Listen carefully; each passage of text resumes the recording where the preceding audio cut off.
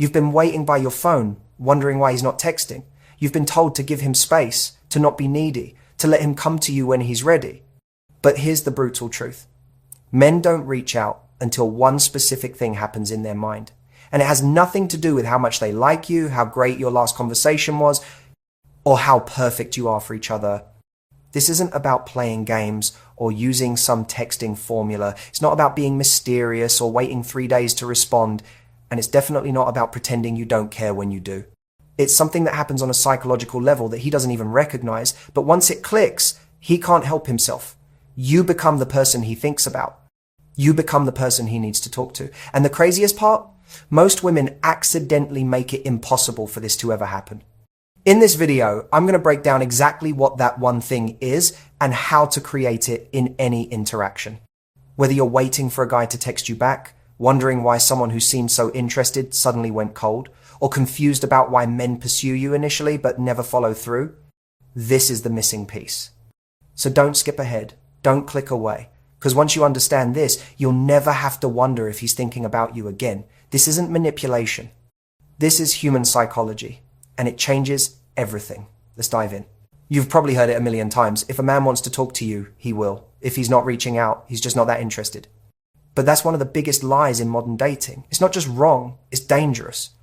It leads women to give up on potentially great connections, thinking a man's silence means he doesn't care, when really something completely different is happening in his mind.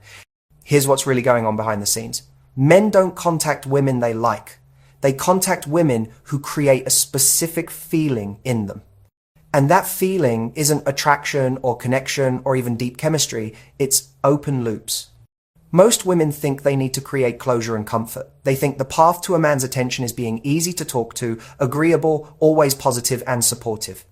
But that's not what makes a man need to reach out to you. Comfort feels nice, but it doesn't create urgency. It doesn't create the feeling that he needs to talk to you right now, that waiting another hour is too long, that you're on his mind when he's supposed to be focused on something else. And here's the shocking truth. Men reach out when they feel incomplete about something with you, not when everything feels resolved and perfect, not when the last conversation ended neatly with all questions answered. They reach out when something is unfinished, when they're curious about something you said, when they're wondering about something you didn't say. Think about it. When was the last time you felt compelled to reach out to someone? It probably wasn't after a conversation where everything was perfectly wrapped up with a bow. It was probably when something was left hanging, when you were wondering about their reaction to something, when there was tension that needed resolution, when you were curious about what they meant by something they said. Because human psychology doesn't work on closure. It works on curiosity. We reach out to people who make us wonder, who leave us slightly off balance, who create questions in our mind that only they can answer. We don't reach out to people we fully understand, whose responses we can predict, whose presence in our life feels completely settled and certain. But here's where most women get it completely wrong. They think creating open loops means being confusing, or playing hard to get, or sending mixed signals. That's not what I'm talking about. I'm talking about being interesting enough that he wants to know more, being dimensional enough that he can't figure you out in one conversation, being confident enough to end interactions while they're still good, instead of dragging them past their natural end point. Men don't reach out to women who are completely available to them at all times. They reach out to women who have their own lives, their own thoughts, their own world that exists separate from him. Women who don't need him to text them to feel okay, but whose presence adds something interesting to his day when it happens. And here's something that might shock you. The women who get consistent contact from men aren't the ones who are always responding immediately, always available, always making it clear they're waiting to hear from him. They're the women who have something going on. They're the women who might not respond for a few hours because they were genuinely busy with something that matters to them. They're the women who can end a conversation naturally because they have somewhere to be or something to do. That combination of interest and independence, that's magnetic because it shows him a woman who likes him but doesn't need him. A woman who enjoys his company but isn't sitting around waiting for it. A woman whose life is full enough that he has to earn a place in it, not just assume he has one because she finds him attractive. Let me tell you about this client of mine. Let's call her Maya. She'd been talking to this guy for about 2 weeks, and the pattern was always the same. Great conversations when they happened, genuine chemistry, real connection. but he would disappear for days at a time, leaving her anxious and confused. She'd wait for him to reach out, trying to give him space, but the gaps between messages kept getting longer. She came to me frustrated because she couldn't understand it. When they talked, it was amazing. He seemed genuinely interested, asked good questions, shared personal things, but then radio silence, and she was driving herself crazy trying to figure out what she did wrong. So we changed her entire approach. Instead of having these long, perfect conversations that tied everything up neatly, she started creating natural endpoints. She'd be engaged and present during the conversation, but then she'd say something like, "This has been really fun, but I need to run. Talk soon." Not because she was playing a game, but because she actually had things to do. What happened next changed everything. He started reaching out more consistently. Not after days, but after hours. He'd reference something she'd mentioned and want to know more. He'd bring up a topic they hadn't finished discussing. He'd reach out just to share something he thought she'd find interesting. Because that's what men need to feel to initiate contact. They need to feel like there's more to discover, like the conversation isn't finished. Like you're someone whose thoughts and reactions they genuinely want to know. They need to feel like reaching out to you will be interesting, not obligatory. Another client, Sophia, had been dating a guy for about a month, and she noticed he only texted her late at night. Never during the day, never to make plans, just those "hey, what are you up to" messages after 10 p.m. She felt like an afterthought, like someone he contacted when he was bored or lonely, not someone he actually prioritized. Instead of being endlessly available for those late night conversations, she started having boundaries. When he'd text at 11 p.m., she'd respond the next morning with something like, "Sorry, I was already asleep. What's up?" Not rudely, not playing games, just honestly. At first, he didn't know what to do with it. He was used to her being available whenever he decided to reach out. But gradually, something shifted. He started texting her earlier. He started making actual plans. Instead of just seeing if she was free, he started putting in effort because he realized she wasn't just sitting around waiting for him to decide to give her attention. The point is, men don't reach out to women who are always there. They reach out to women who might not be. To women whose time and attention has value because they don't give it away freely to anyone who asks. To women who are interested but selective about how they invest their energy. Real attraction creates the desire to pursue. But pursuit only happens when there's something to pursue.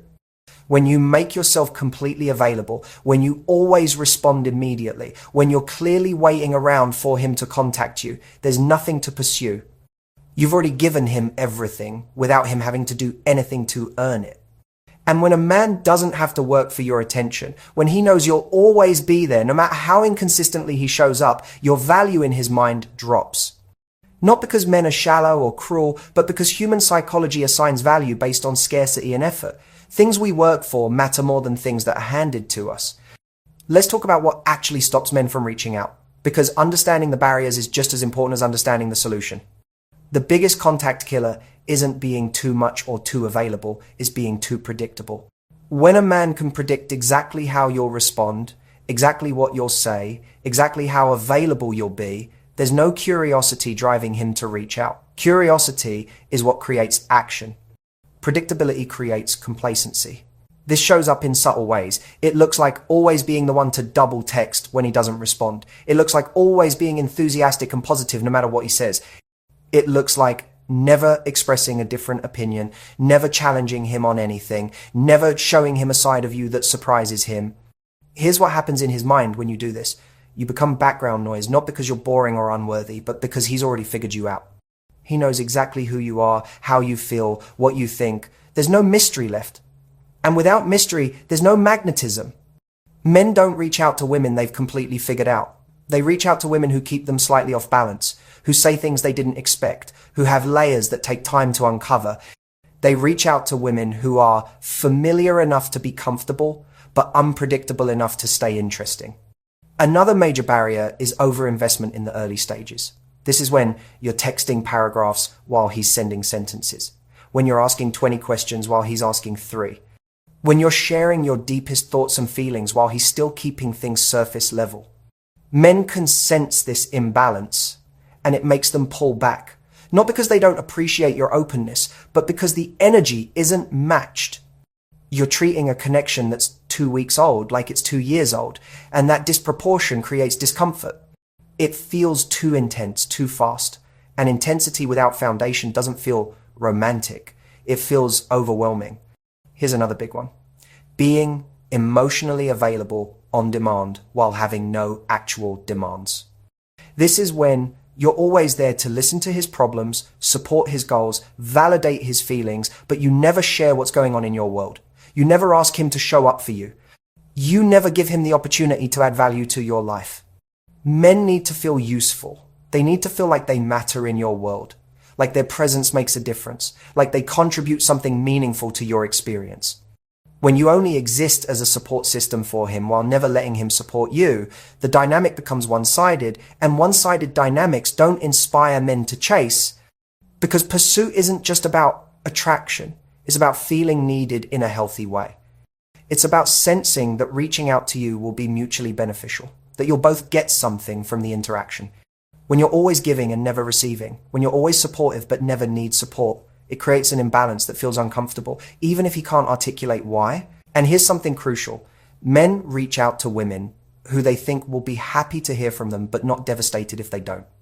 If a man senses that his contact or lack of contact is the determining factor in your entire emotional state, it creates pressure. And pressure kills desire. Learning to be genuinely okay, whether he texts or not, is just as important as being someone he wants to text. Learning to have a full enough life that his message is a nice addition but not a necessity. This doesn't make you cold or unavailable, it makes you secure. And secure people are magnetic because they don't drain your energy trying to manage their emotions for them. Now, let's get practical, because understanding the concept is one thing, but knowing how to apply it in real time is what actually creates results. The first thing you need to understand is the difference between creating healthy intrigue and playing manipulative games. Healthy intrigue is being genuinely interesting with a full life.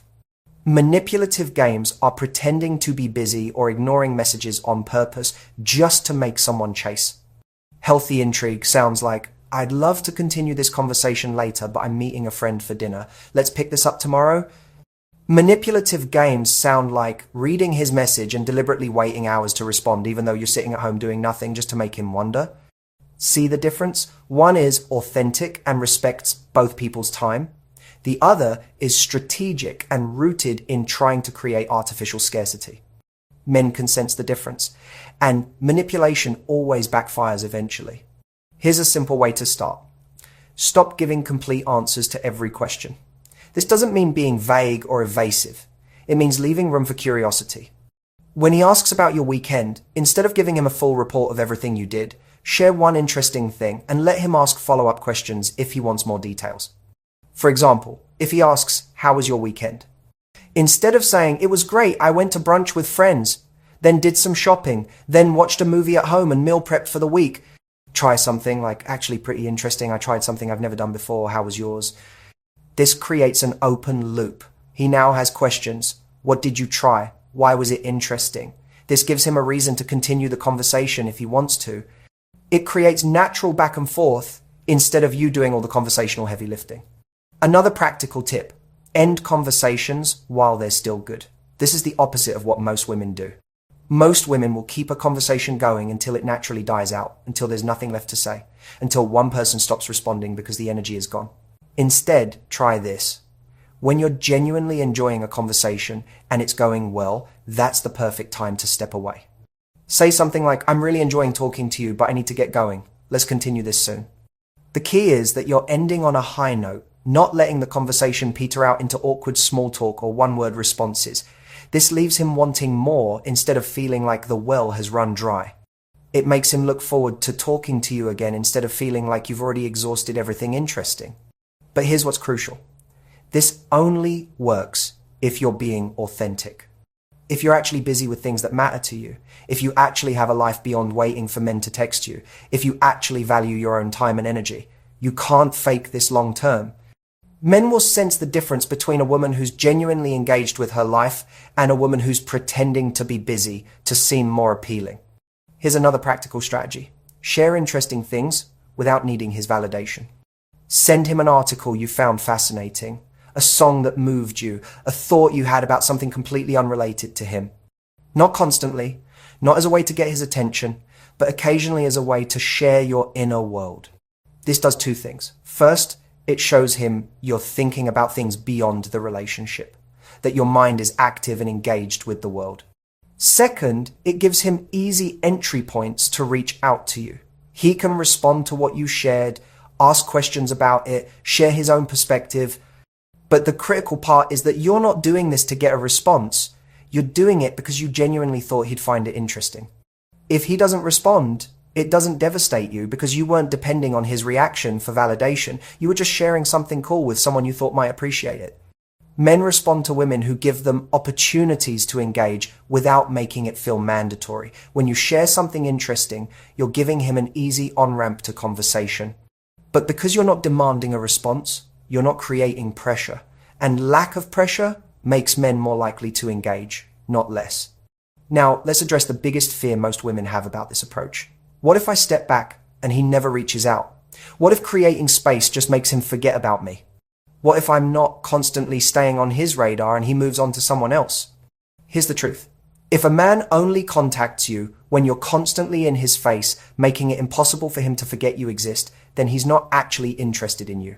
He's just responding to persistent presence. And that's not the kind of connection that leads anywhere meaningful. The right man, the man worth your time and energy, will reach out because he wants to, not because you've made it impossible for him to avoid you. He'll reach out because you created something in him that makes him think about you, that makes him curious about you, that makes him want to be part of your world. Healthy contact patterns develop when both people feel pulled toward each other, not when one person is constantly pushing for the other's attention. And you can't discover if someone feels genuinely pulled toward you if you're always doing all the pulling yourself. So when you're deciding whether to reach out again or wait for him to initiate, ask yourself, do I want a relationship where I'm always the one making it happen? Or do I want a relationship where he's excited to talk to me because he genuinely wants to, not because I've conditioned him to respond to my constant contact? Because the choice isn't between being passive and losing him. The choice is between being authentic and attracting someone who genuinely wants you, or being persistent and keeping someone who's only half invested. And here's what I've learned from working with thousands of women over the years. The women who get consistent, genuine attention from quality men aren't the ones who chase hardest. They're the ones who understand that their value isn't determined by whether someone texts them back. They're the ones who know that the right person won't need to be convinced to reach out. They're the ones who understand that real connection creates its own momentum without constant effort and anxiety. And they're the ones who are willing to let the wrong people fall away instead of exhausting themselves trying to make reluctant people stay. The right person won't make you wonder if they're thinking about you. They'll make it obvious through their actions, through their consistency, through their genuine desire to be part of your life. And that only becomes clear when you stop filling in all the gaps yourself and let them show you who they really are. So don't let fear keep you chasing men who aren't chasing you back. Don't let insecurity convince you that you need to constantly be reaching out to stay relevant. Because the biggest risk isn't having someone forget about you when you step back. The biggest risk is wasting your time and energy on someone who was never planning to choose you in the first place. Start today. Look at your communication patterns honestly. Are you always the one reaching out? Are you always available immediately? Are you doing all the work to keep conversations going? If the answer is yes, it's time to step back. Not to punish him or teach him a lesson, but to create the space for him to show you who he really is and how much effort he's actually willing to put in. Because you deserve someone who's excited to talk to you, not someone you have to constantly prompt into remembering you exist. The women who master this don't just get more texts, they get better relationships with men who are genuinely invested in them. Men who show up consistently because they want to, not because they're being managed or manipulated into it. So, stop waiting by your phone wondering when he'll reach out. Start filling your life with things that matter so much that his contact becomes a pleasant addition rather than a desperate need. Stop being constantly available and start being selectively present. Stop doing all the work and start letting him prove he's willing to meet you halfway. If this resonated with you, let me know in the comments. What's one communication pattern you're ready to change? What's one way you're going to start valuing your own time and attention more? Because this conversation doesn't end here. It's just the beginning of understanding how healthy connection actually develops.